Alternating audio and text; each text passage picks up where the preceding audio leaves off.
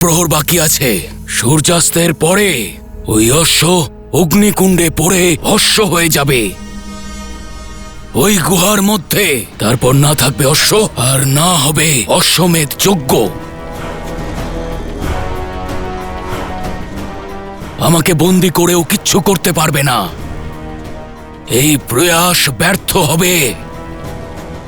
মারতে চাইলে মেরে দাও, আমি ভয় পাই না।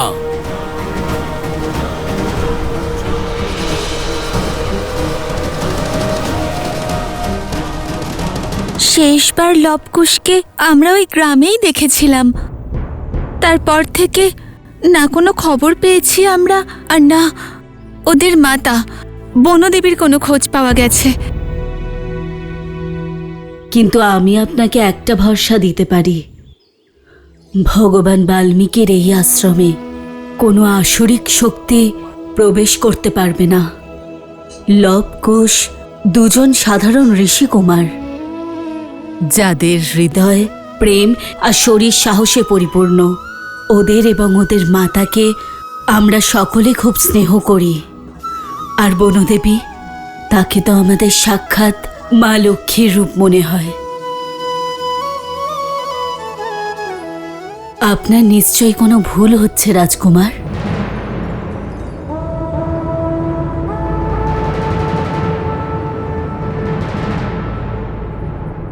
ভগবান বাল্মীকির অনুপস্থিতিতে আমি এখানে অযোধ্যার পরম্পরাকে ধূলিসাৎ করতে বা কাউকে ভয়ভীত করতে এখানে আসিনি। আমাদের তো ধর্মই হলো মুনি ঋষিদের সাহায্য করা, ওনাদেরকে রক্ষা করা। আমি নিজেও ভগবান বাল্মীকিকে হৃদয়ের অন্তঃস্থল থেকে সম্মান জানাই, কিন্তু ওই দুই বালক যা করেছে তার রাজদ্রোহ।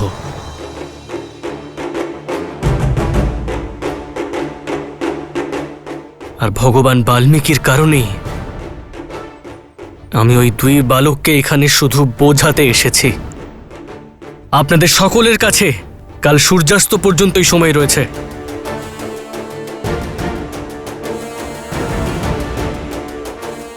হয় আপনারা লবকুশকে বোঝান, ওদের মাতাকে বোঝান, না হলে এই সমস্যার অন্য কোনো সমাধান খুঁজুন। কারণ কাল সূর্যাস্তের মধ্যে যদি লবকুশ অশ্বমেধ যজ্ঞের অশ্বকে ফিরিয়ে না দেয়, তাহলে ওদের দুজনের সঙ্গে যা হবে তার জন্যে কোনোদিনই রাজা রাম দায়ী থাকবেন না।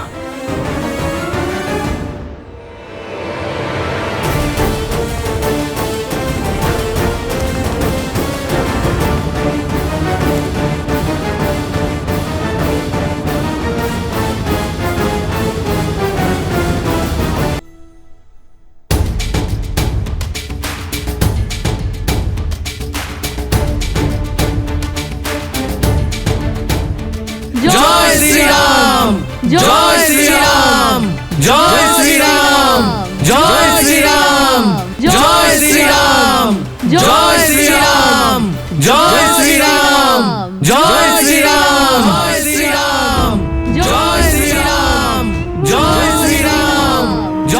শ্রীরাম, জয় শ্রীরাম, জয় শ্রীরাম।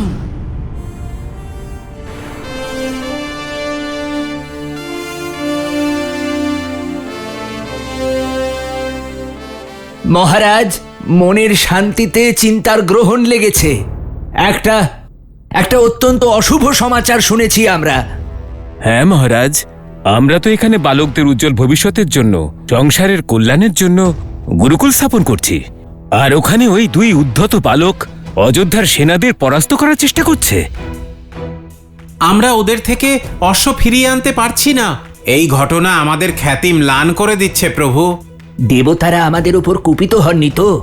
অযোধ্যার উপর কোনো বিপদ আসেনি তো? মহারাজ, রাম রাজ্যের কল্পনাকে সত্য করার জন্য আপনাকে ধনুক উঠাতেই হবে মহারাজ। ওই দুই বালককে দণ্ড দিতেই হবে।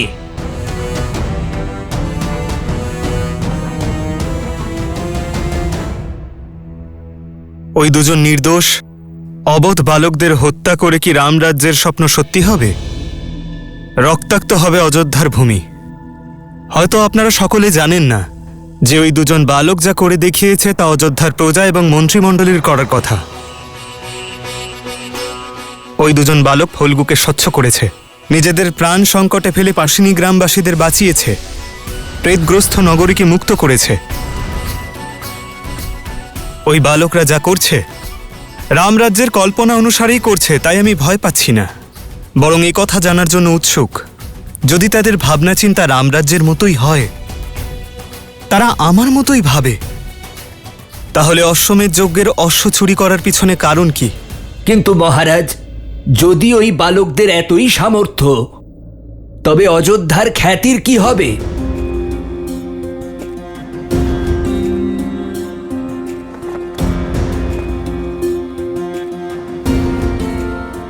দুজন বালককে বধ করলেই অযোধ্যার খ্যাতি বেড়ে যাবে? আমি জানতে চাই আপনাদের চিন্তা রামরাজ্য নিয়ে নাকি আপনাদের প্রাণ সংকটের কারণে, আর সেই সংকট যা আপনাদের ভ্রম মাত্র। যে রামরাজ্যের সঙ্গে আছে তার মনে চিন্তা নেই, কর্মে সাহস এবং ধর্ম থাকে, যা ওই দুজনের কর্মে রয়েছে। আর আপনারা চান আপনাদের সান্ত্বনা দিতে আমি ওই দুজন বালকের প্রাণ নিয়ে নিই। কিন্তু অযোধ্যার রাজা হবার কারণে, মহারাজ দশরথের পুত্র হবার কারণে আমি এই কাজ করতে পারবো না। কিন্তু একটি কথা অবশ্যই দিতে পারি, যে রাম অযোধ্যার ওপর সংকট আসতে দেবে না। हो रघुकुल रीत सदा चली आई, प्राण जाए पर वचन न जाई।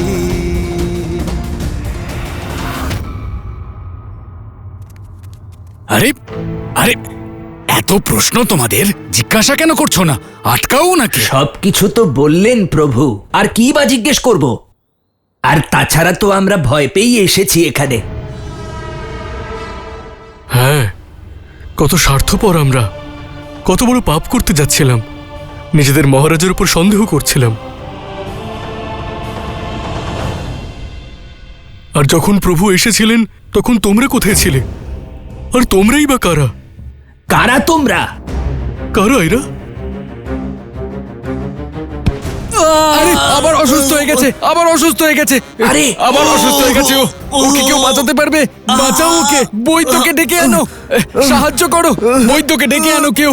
আরে আরে, বৈদ্যকে ডেকে আনো কেউ। চলুন চলুন।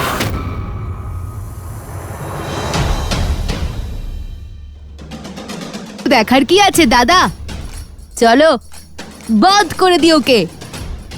না কুশ, ওকে বরং ছেড়ে দিই। ছেড়ে দেবে? যদি ছেড়ে দাও তাহলে ও তো আবার পালিয়ে যাবে। আবার ওকে ধরবার সময় আমাদের হাতে নেই। ও বলেছিল না যে শুধু অর্ধপ্রহর বাকি, যদি অশ্বের কিছু হয়ে যায় তাহলে তাহলে অশ্বমেধ যজ্ঞের কি হবে? এই দেখো, বল বুদ্ধির বিধাতা শ্রীরামের ভক্ত শ্রী হনুমানও ভুল করে ফেললেন। কিসের ভুল? এক্ষুনি তো উনি বললেন যে উনি অশ্বমেধের অশ্ব কোথায় লুকিয়ে রেখেছেন। আরে কখন বললো? এক্ষুনি তো বললেন উনি, আপনি শোনেননি? আমি কখন বললাম?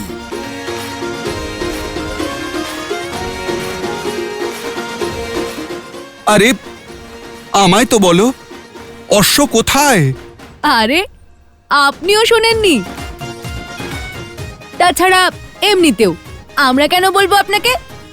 যদি আপনি আমাদের আগে ওই অশ্বকে খুঁজে নেন তখন? চলো দাদা আমরা যাই। আমি কখন বললাম? আত্মবিশ্বাস ভালো, তবে অতি আত্মবিশ্বাস নয়। এই তো একটু আগে কথা বলতে বলতে হেসে হেসে সব বলে দিলে, আর এর মধ্যেই সব ভুলে গেলে।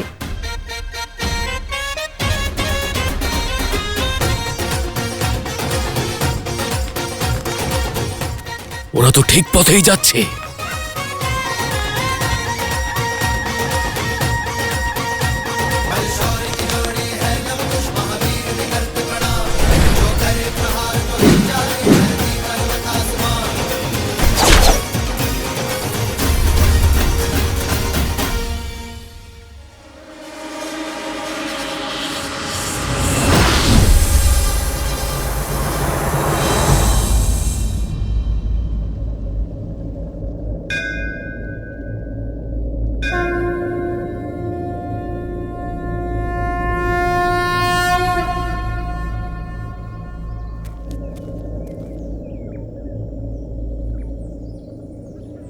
আমি বুঝতে পারছি না ওই সর্প অশ্ব কোথায় রয়েছে কখন বলল? এখনো বলেনি, কিন্তু এবার ও স্বয়ং আমাদের ওখানে নিয়ে যাবে। আমরা সেই দিকেই দৌড়েছিলাম যেদিকে গুহাটা ছিল। তুমি কি করে জানলে? যখন ও অশ্ব আর গুহার কথা বলছিল তখন ও বারবার একই দিকে তাকাচ্ছিল। ও তাকালো আর আমরা খেয়াল করলাম, আর ও এখন এটা নিয়েই চিন্তা করছে। দেখে নিও, ও সেই স্থানে অবশ্যই যাবে আর আমরা ওকে অনুসরণ করে ধরে ফেলবো। উত্তম, অতি উত্তম। যখন প্রভু শ্রীরাম জানতে পারবেন যে ওনার পুত্র পুত্র পুত্র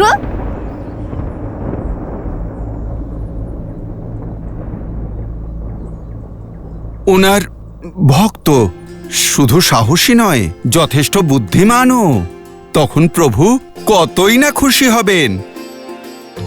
তোমরা আমার কথা শোনো, আমরা অশ্ব নিয়ে সোজা প্রভুর কাছে চলে যাই। আগে অশ্ব ধরি, পরবর্তী পরিকল্পনা না হয় পরে হবে।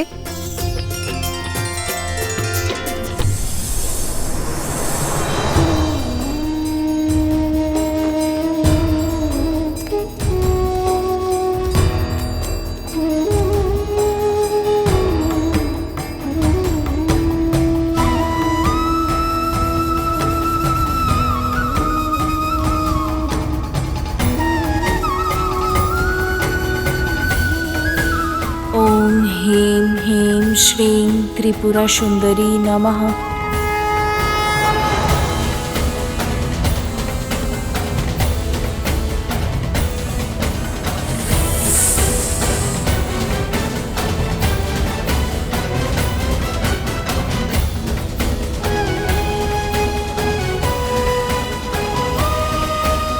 ॐ ह्रीं ह्रीं श्रीं त्रिपुरासुन्दरी नमः।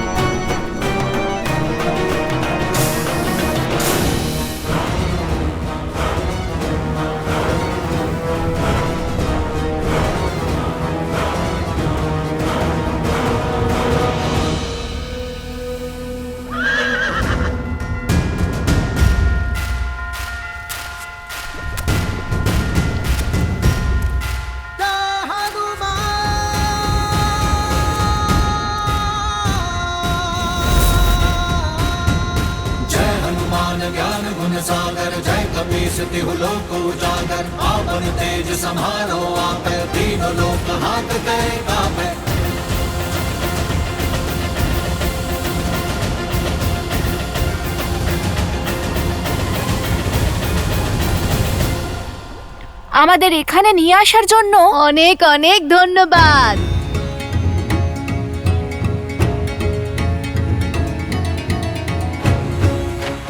জয় শ্রীরাম।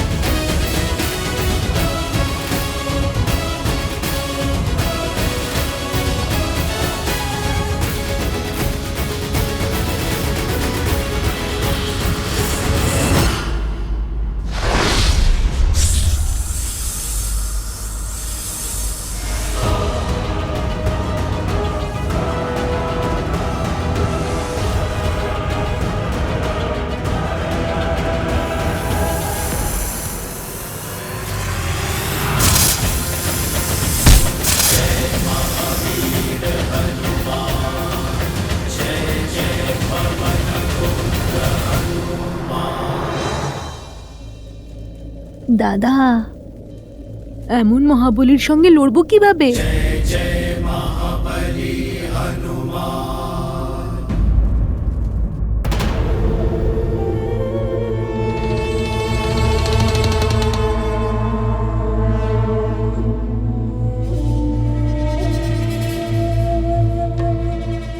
সমুদ্রের এই শান্তি সামান্য মনে হচ্ছে না মহারাজ। এটা ধ্বংসের আগের শান্তিবান আসুর। আর কিছুক্ষণেই শুভ সংবাদ পাবো আমরা।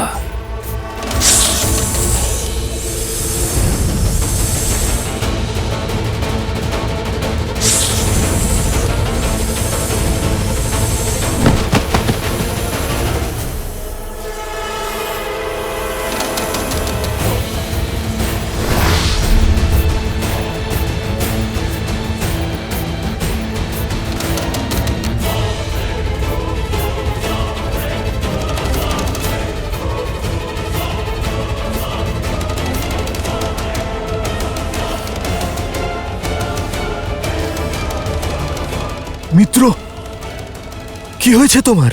হনুমান লবকুশের সঙ্গে অশ্ব পর্যন্ত পৌঁছে গেছে।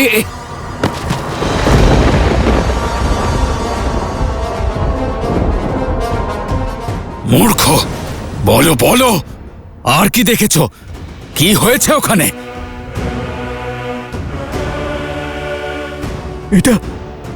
এটা কিভাবে হলো? ওরা অশ্বের কাছে কি করে পৌঁছলো?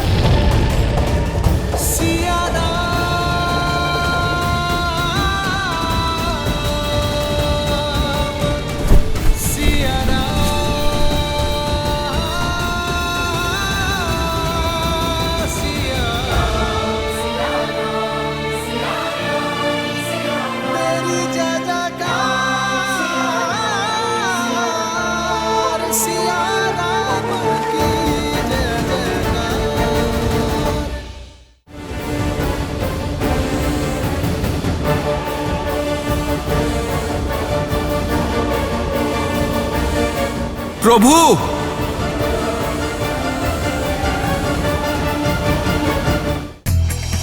বিদর্ভের রাজার কন্যা হওয়ার কারণে অগস্ত্য ঋষির পত্নী লোপামুদ্রার সম্পর্ক ছিল শ্রীরামের পিতামহী এবং বিদর্ভের রাজকুমারী ইন্দুমতির সঙ্গেও।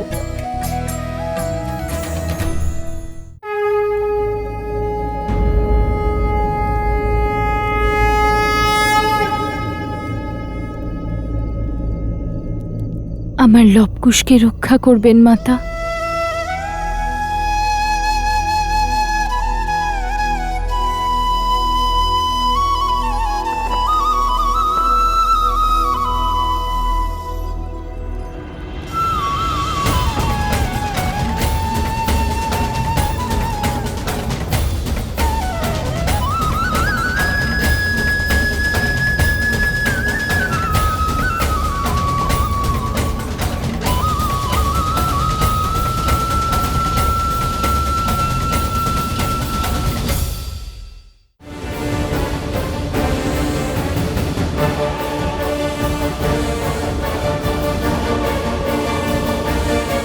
প্রভু,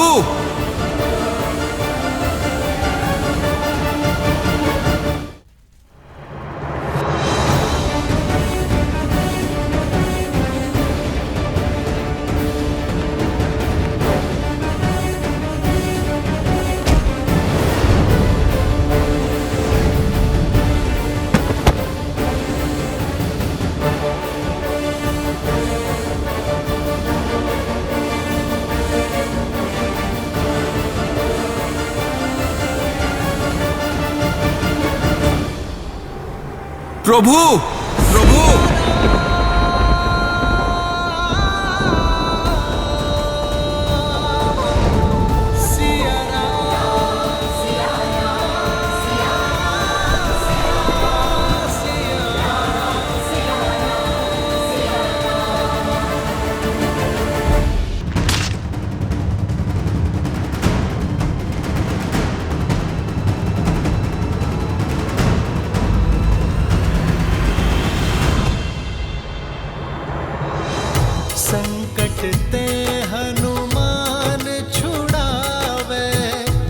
मन क्रम बचन ध्यान जो लावे, सब पर राम तपस्वी राजा, तिनके काज सकल तुम साजा।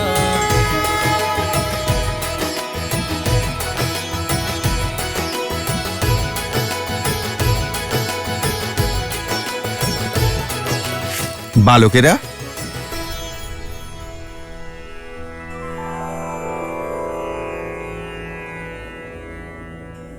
বালকেরা, এখন পরিস্থিতি বদলে গেছে। বলো, তোমরা স্বয়ং অশ্ব আমার হাতে তুলে দেবে নাকি? দেখুন, আমাদের লক্ষ্য না এই অশ্ব আর না কোনো যুদ্ধ। আমরা তো শুধু মাতা সীতা শ্রীরামকে এক করতে চাই, ওনাদের প্রশ্ন করতে চাই, ওনাদের এই সিদ্ধান্তের কারণ আমরা জানতে চাই।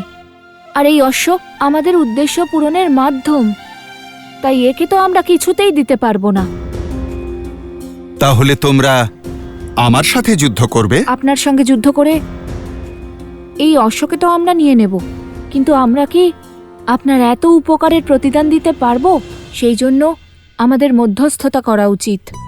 আমার দাদা বলতে চাইছে যে এমন একটা পথ বাছতে হবে যাতে অস্ত্রও না তুলতে হয় আর আমাদের উদ্দেশ্যও পূরণ হয়। আমার বিচার তো আমার প্রভুর মতোই একদম সোজা আর সরল। প্রভু শ্রীরামের নাম জপ করি, সীতারামের জয়ধ্বনি করি। আমার কাছে অত বুদ্ধি কোথায় যে আমি তোমাদের দুজনের প্রশ্নের উত্তর দিতে পারবো? তোমরা দুজন তো শক্তি আর বুদ্ধির অদ্ভুত সঙ্গম। তোমরাই বার করে ফেলো কোনো পথ। অদ্ভুত তো আপনি শ্রী হনুমান, এটা তো প্রমাণ করেই দিলেন যে শক্তি আর বুদ্ধির দাতা আপনি। অত্যন্ত চতুরতার সাথে স্বয়ংকে আমাদের প্রশ্নের চক্রব্যূহ থেকে বাঁচিয়ে নিলেন। এবার তো ভাবতেই হবে।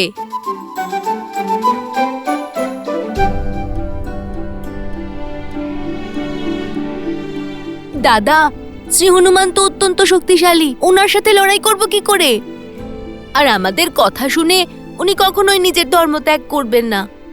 আর কোনো উপায় নেই আমাদের কাছে, শ্রী হনুমানের সঙ্গে যুদ্ধ করতেই হবে।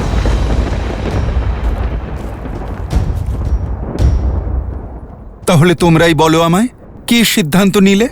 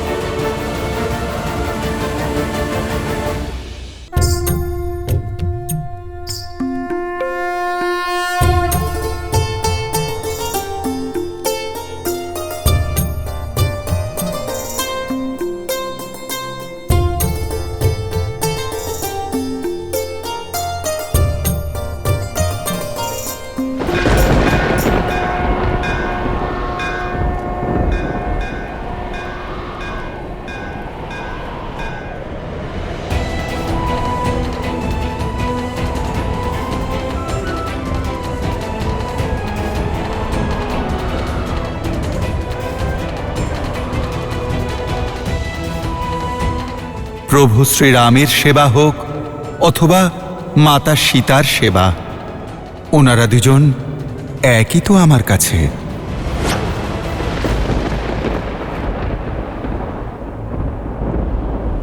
আমরা জানি যে আপনি মাতা সীতার কত আপন। উনি আপনাকে নিজের পুত্র মনে করেন, কিন্তু ওনার পবিত্রতার জন্য, ওনার সম্মান রক্ষার জন্য আপনার সঙ্গে আমাদের যুদ্ধ করতেই হবে।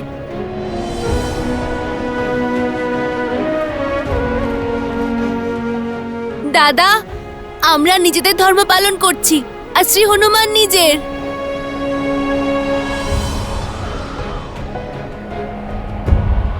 সংসার প্রতি মুহূর্তে আমাদের সম্মুখে নতুন পরীক্ষা এনে দেয়, আর সেই সময় ধর্মের জন্য কর্তব্য পালনে যে কাজ করতে হয় তা কঠিন অবশ্যই হয়, কিন্তু তা অনিবার্য। ধর্মের পথ সহজ হয় না পুত্র। সেই জন্য ধর্ম পালনের সময় না কখনো অশ্রুপাত করবে আর না দৃষ্টি নামিয়ে নেবে। এটাই হলো ওনার মন্ত্র, যিনি তোমাদের আরাধ্য। সেই মন্ত্র প্রভু শ্রীরামচন্দ্রের। আর আমার ধর্ম স্পষ্ট, অশ্বকে রক্ষা করা।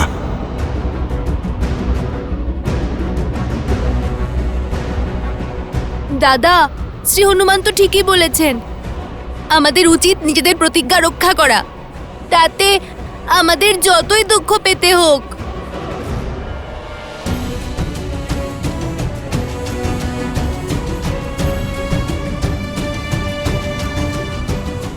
সাবধান!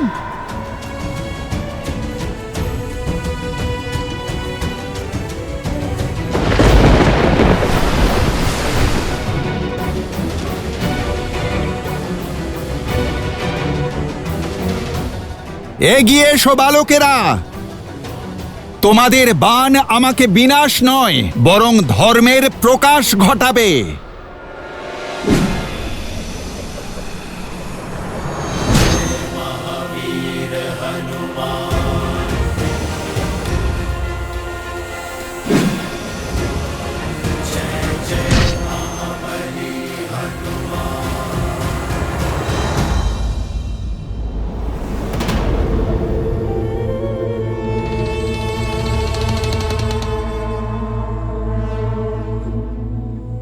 প্রতিবার নিজে অসফল হয়ে আমায় অন্য কাজে নিযুক্ত করেন মহারাজ। এখন আবার এই বিশাল বনে ওই অশ্বকে খুঁজতে হবে। তোমার কি ভাগ্য বানাসুর!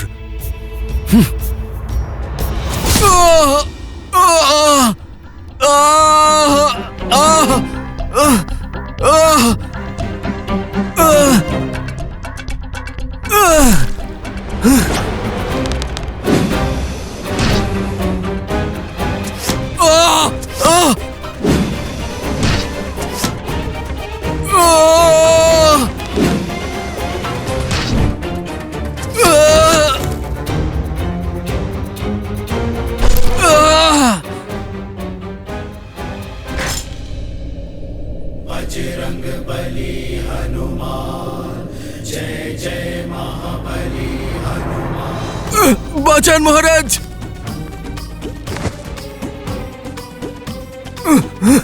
বাঁচান! বাঁচান মহারাজ, বাঁচান! তাহলে সীতা আশ্রম পরিত্যাগ করেছে? অদ্ভুত, অতি অদ্ভুত।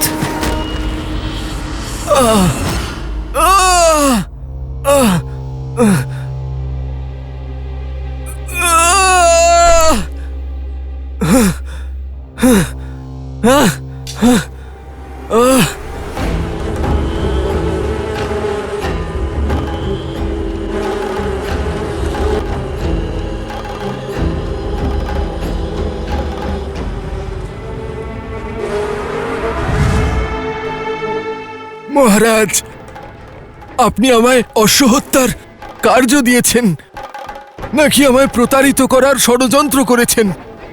মৌন থাকো মূর্খ, এক্ষুনি সীতার কাছে যাও। ত্রিপুরা সুন্দরী মন্দিরে পূজা করছে সে। বহু প্রতীক্ষার পর এই সুযোগ পাওয়া গেছে, যখন সীতা আশ্রমের সুরক্ষা সীমানার বাইরে আছে। এবার সেই প্রজার দ্বারাই তার বিনাশ ঘটাবো আমি। মা তার আর্তনাদ পুত্রদেরও এখানে নিয়ে আসবে, আর ওই রাম ভক্ত হনুমানকেও। তখনই আমরা সেই অশ্বকে বধ করে দেব। এটাকে সঙ্গে নিয়ে যাও, আমার মায়াবী শক্তি আছে এতে।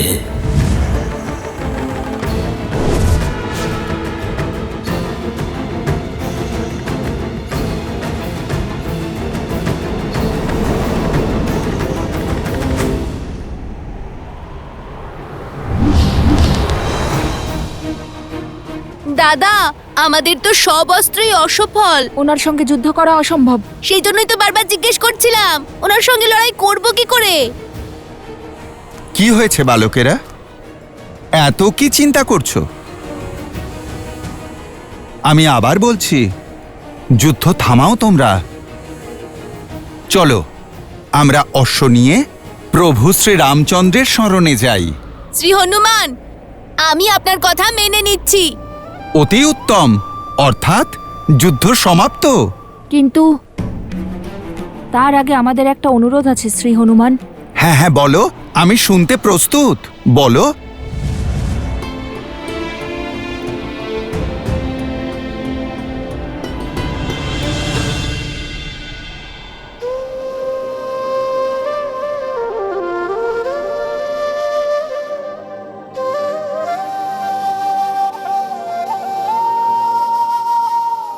सुनो हनुमत श्री राम दुलारे, तुम किए काज प्रभु के सारे। फिर क्यों बने इस काम में बाधा, राम सिया हित जिसमें साधा।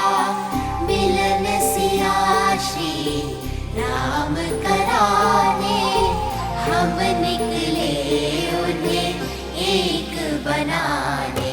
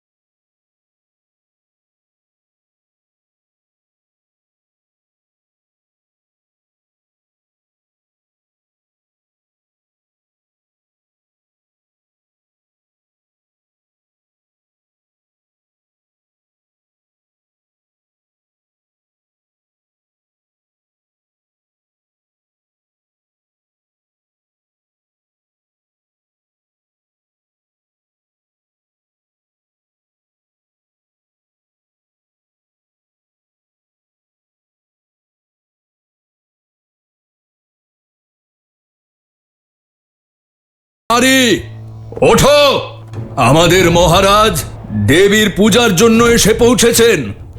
এই সময় কোনো সাধারণ ব্যক্তি এই প্রাঙ্গণে বসতে পারে না।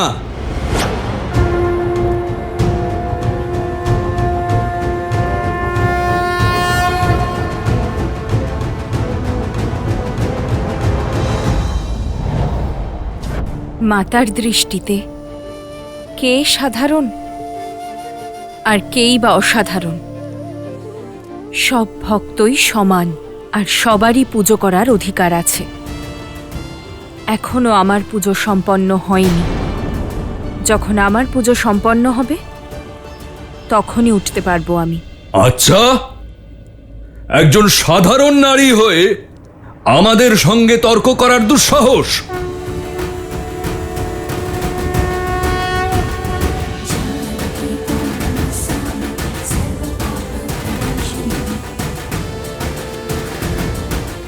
সাধারণ কোথায় আমি? মাতা ত্রিপুরা সুন্দরীর ভক্ত আমি। আর যার মনের মধ্যে ভক্তি থাকে সে সাধারণ হতেই পারে না। তুমি কি জানো না আমি কার কথা বলছি? এখানকার মহারাজ শ্রী ধন্যমালী পূজার জন্য এসে পৌঁছেছেন। আর আমাদের মহারাজের অপমানের শাস্তি তোমার মৃত্যুদণ্ড। মাতা ত্রিপুরা সুন্দরী জগৎজননী, কোনো রাজ্যের সম্পত্তি নন। এই মন্দির আমার মাতার, আর আমি ওনার পুজো ওনার আদেশ অনুসারে করতে এসেছি। তোমার রাজা আসার পূর্বেই আমার পুজো সম্পন্ন হয়ে যাবে। আর ততক্ষণ এই মন্দির আমার মাতার। এক কন্যাকে তার ইচ্ছার বিরুদ্ধে তারই মাতার মন্দির থেকে বের করার অধিকার কারোর নেই।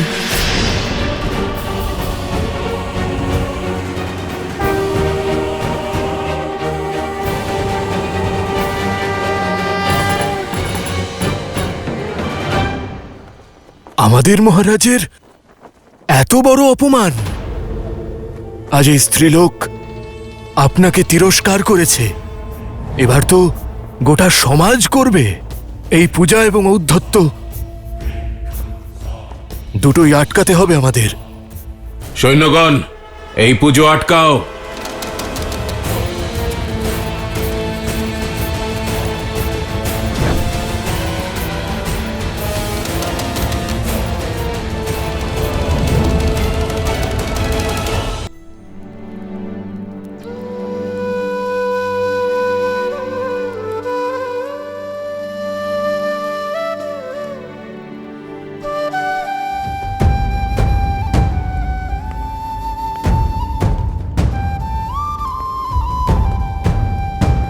লক্ষণ কোথায়? উনি তো সূর্যোদয় হতেই বেরিয়ে পড়েছেন ওই ঋষি কুমারদের খুঁজতে। ও তো আশ্রমের সকলের সঙ্গে কথা বলেছিল আর সূর্যাস্ত পর্যন্ত সময় দিয়েছিল। আজ্ঞে, সেটা একটা গুপ্তচরের খবর ছিল।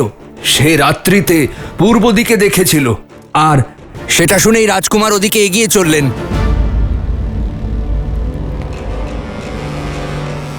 হে ঈশ্বর, এই ক্রোধের অগ্নি লক্ষণের বিবেক না ধ্বংস করে দেয়, দাদার মর্যাদা কালিমালিপ্ত না করে বসে। ওই দুই ঋষিকুমারকে মর্যাদা ধর্মের পাঠ পড়ানোর সময় এসে গেছে। শ্রী হনুমান, আপনাকে আমরা বন্দিত করেছি, কিন্তু আমাদের হৃদয় এখনো দুঃখী। নিয়তিকে তো কেউ উপেক্ষা করতে পারে না। अस्मासु प्रत्येकः तस्य नियते अधिपति। আমরা প্রত্যেকেই নিজের নিয়তির নিয়ন্ত্রক, আর আমার তো নিয়ন্ত্রক স্বয়ং প্রভু শ্রীরাম। অর্থাৎ এই নিয়তি উনি নির্দিষ্ট করেছেন, তাই আমার কাছে এ তো প্রসাদের সমান। বালকেরা, তোমরা সেই কাজ করতে চলেছ যা এই হনুমান করতে পারেনি। এগিয়ে যাও বালকেরা। আমাদের অনুমতি দিন, এবার আশ্রমে ফিরতে হবে। মাতা আমাদের জন্য অপেক্ষা করছেন। আপনি বলুন কি ভোজন করবেন? আমার ভোজনের কথা ছাড়ো, নিজেদের লক্ষ্যে এগিয়ে যাও। দেখুন, আপনাকে আমরা বেঁধেছি, তাই এখন থেকে আপনার দায়িত্ব আমাদেরই। আর অশ্ব, তাকে তোমরা এখানেই রেখে যাবে? আমরা একসঙ্গে যাব না, এক এক করে যাব। এবার আপনি বলুন কি ভোজন করবেন? আচ্ছা, তাহলে ঠিক আছে। আমার তো অনেক খাদ্যই অতি প্রিয়, যেমন ক্ষীর, মালপোয়া, দই, মাখন, কলা, লাড্ডু। থাক থাক থাক থাক থাক, আজকের জন্য এতটুকুই যথেষ্ট। বাকি খাওয়া কাল হবে। কি হয়েছে? কেউ আছে ওখানে? ভ্রাতা লক্ষণ।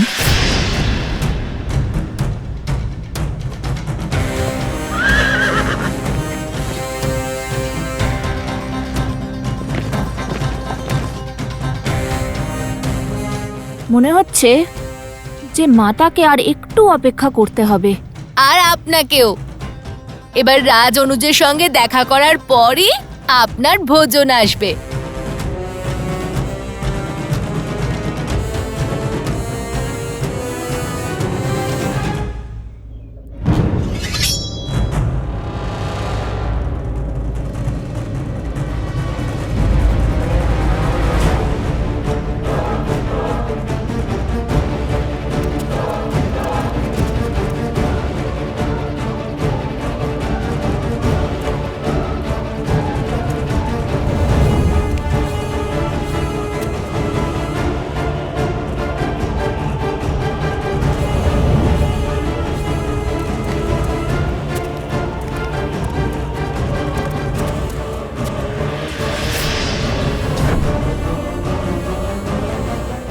আপনারা থামুন।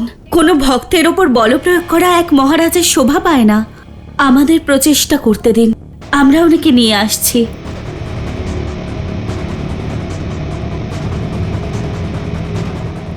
দেবী, আপনি আপনার পুজো পরে সম্পন্ন করবেন। এখন আপনি চলুন।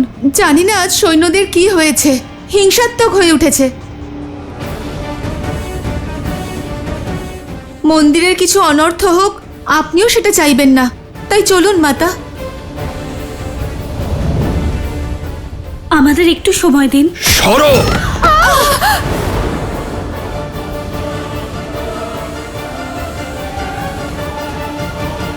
ক্ষমা করবেন মাতা।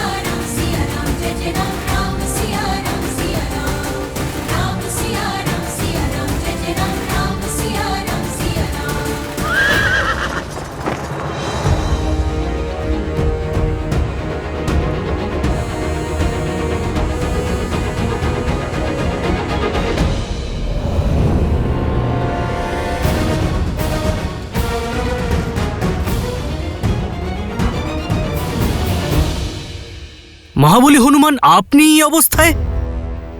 যে কাজ ত্রিলোকে করার কেউ কখনো সাহস দেখাতে পারেনি, তাই দুজন বালক কিভাবে করলো? আপনাকে পরাজিত করে আপনাকে বন্দি করে রেখেছে, এটা কিভাবে সম্ভব মহাবলী হনুমান? এরা আমায় সেই বন্ধনে বেঁধেছে যা শুধু আমি কেন, কেউ ছিন্ন করতে পারবে না। সীতারামের বন্ধনে।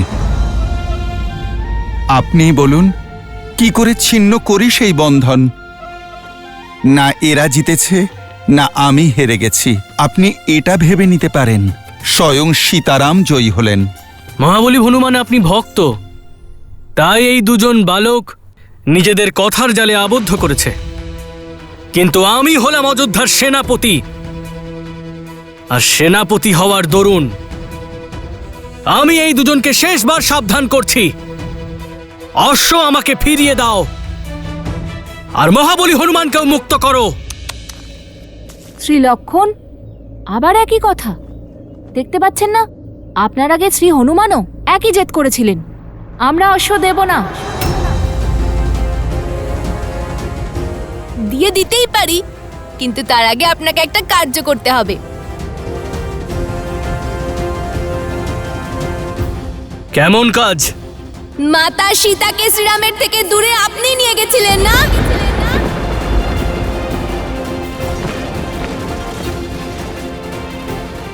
ওনাকে প্রাসাদের সুখ থেকে বনের যন্ত্রণার পথে ছেড়ে আসার দায়িত্ব আপনার ছিল না? তাই এখন আপনারই দায়িত্ব মাতা সীতাকে খুঁজুন আর শ্রীরামের সঙ্গে দেখা করান।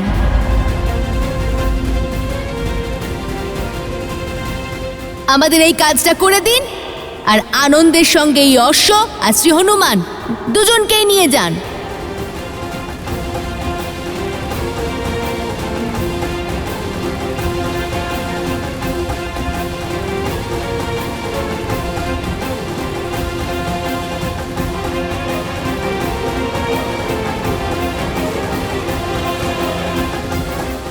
বলুন, করবেন আমাদের এই কার্য? আপনি রাজা? দেখুন, উনি আমাদের রাজাকে পর্যন্ত চেনেন না, জানেন না কতটা মহান আমাদের মহারাজ। রাজা তিনি হন যিনি প্রজাদের কষ্ট দূর করেন, তিনি নন যিনি কষ্ট দেন। রাজা প্রজাদের সেবক, আর যে নিজেকে প্রজাদের ভগবান মনে করেন সে রাজা হওয়ার অধিকার হারিয়ে ফেলে।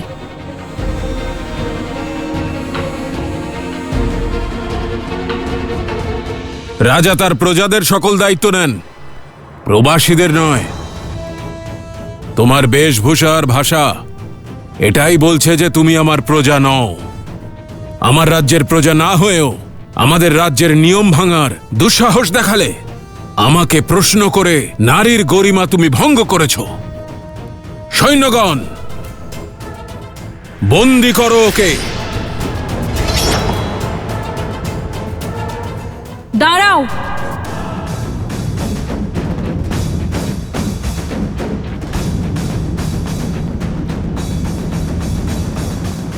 তাহলে তোমরা এই অশ্ব দাদা আর বৌঠানকে এক করার জন্য ধরেছ? হ্যাঁ, না হলে আমাদের মতো বনবাসীরা পশুদের বেঁধে রেখে কোনো আনন্দ পাই না।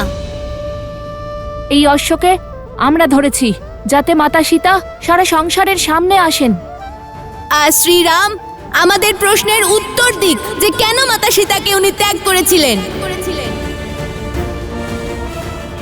সেই শ্রীরামকে যাকে আমরা পুজো করতাম, সেই শ্রীরামকে যার সম্মানই আমাদের কাছে সর্বপ্রিয় ছিল, যার আদর্শকে আমরা বেদের মতো সম্মান দিয়েছিলাম, যে রাম কথা গেয়ে গেয়ে আমরা এটা ভেবেছি যে সব থেকে পুণ্য আমরাই করছি। সেই শ্রীরামকে আমরা জিজ্ঞেস করতে চাই যে দেবী সীতা তার সঙ্গে 14 বছর বনবাসে ছিলেন, লঙ্কায় রাবণের দর্পচূর্ণ করলেন, যিনি নিজের পবিত্রতা প্রমাণ করার জন্য স্বয়ং অগ্নি পরীক্ষা দিলেন। এমন ভালোবাসা আর সমর্পণের প্রতিমূর্তিকে কেন প্রত্যাখ্যান করেছেন? কেন ত্যাগ করেছেন উনি? থামো, থামো,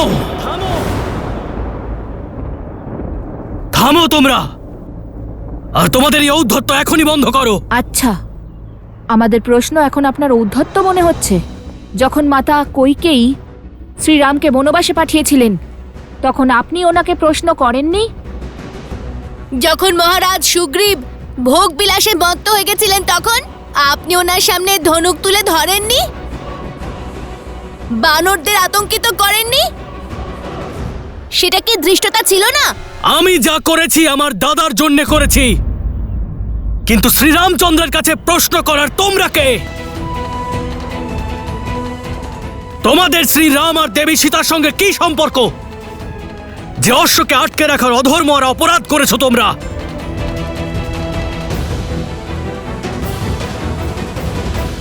একদিকে এই সংসারের রাজা শ্রীরাম, যিনি নারীদের সমানাধিকারের কথা বলেন, আর অন্যদিকে তুমি, যে নিজে শ্রীরামের অধীনে থেকেও এক নারীকে বন্দি বানাতে চাও, কারণ সে তোমার অধর্মের উপর প্রশ্ন তুলেছে। সর্বদা নারীদের প্রশ্ন সেই অস্ত্রে কি করে পরিণত হয় যা পুরুষদের অহংকার চূর্ণ করে দেয়? কেন আজও পুরুষদের চোখে নারীরা নিম্ন? মনে রেখো, এক নারীর শক্তি আর কণ্ঠকে রোধ করে কোনো দেশ বা রাজ্য এগোতে পারে না। তাই এক নারী অনুরোধ জানাচ্ছে, নিজের মানসিকতা বদলাও। মৌন হও! সব সীমা ছাড়িয়ে গেছো তুমি। এবার তুমি আর কারাগারে বন্দী হবে না, মুক্তি পাবে, জীবন চক্র থেকে মুক্তি। আমার পুজো এখনো বাকি আছে। আমার পুজো সম্পন্ন না হলে আমাকে এই মন্দির থেকে বের করা অসম্ভব। আমিও দেখি কে বাঁচাতে পারে তোমাকে। আমার ধর্ম, আমার কর্ম আর আমার ভক্তি রক্ষা করবে আমাকে। যার মনে ভক্তি, ধর্ম আর কর্ম রয়েছে, তার অন্য কারোর সুরক্ষার কোনো প্রয়োজন নেই।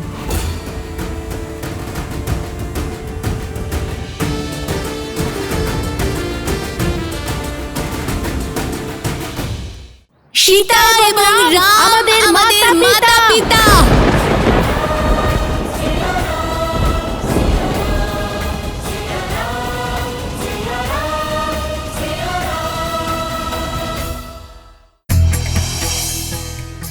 লক্ষণ মধ্যপ্রদেশের বাঘেলখণ্ড নগরীতে বান্ধবগড় দুর্গ স্থাপন করেছিলেন। নিজের অবর্তমানে তিনি তার জ্যেষ্ঠ পুত্র অঙ্গদকে সেই দুর্গের কার্যভার সঁপেছিলেন। সম্পর্ক আছে, সীতা এবং রাম আমাদের মাতা পিতা।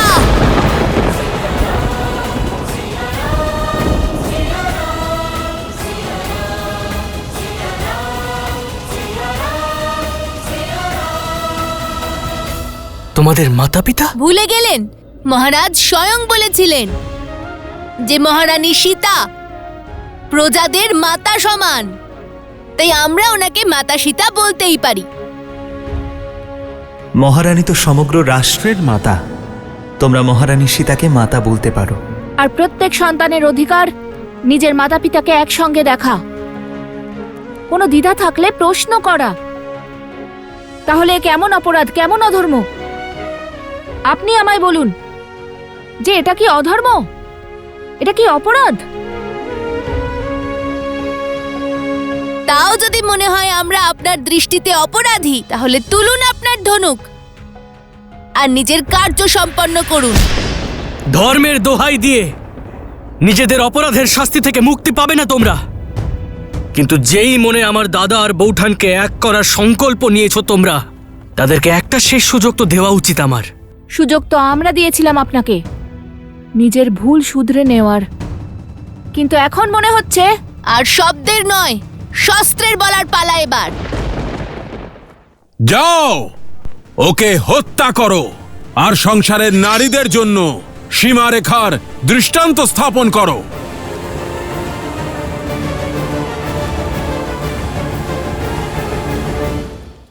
ভ্রাতা লক্ষণ, এদের পথ অনুচিত হতে পারে, কিন্তু লক্ষ্য নয়।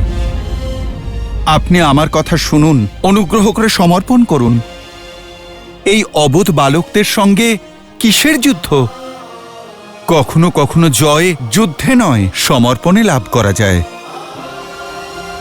শ্রী হনুমান, আমি আপনাকে একটু কটু কথা শোনাবো, কিন্তু আপনি কিছু মনে করবেন না।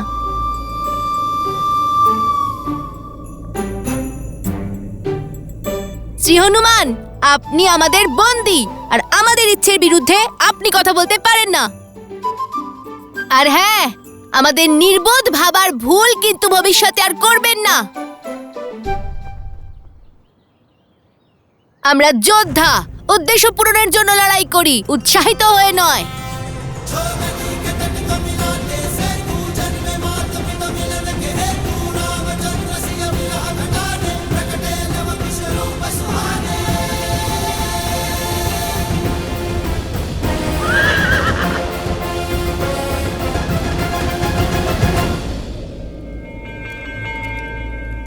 যাও, ওকে হত্যা করো আর সংসারের নারীদের জন্য সীমারেখার উদাহরণ স্থাপন করো।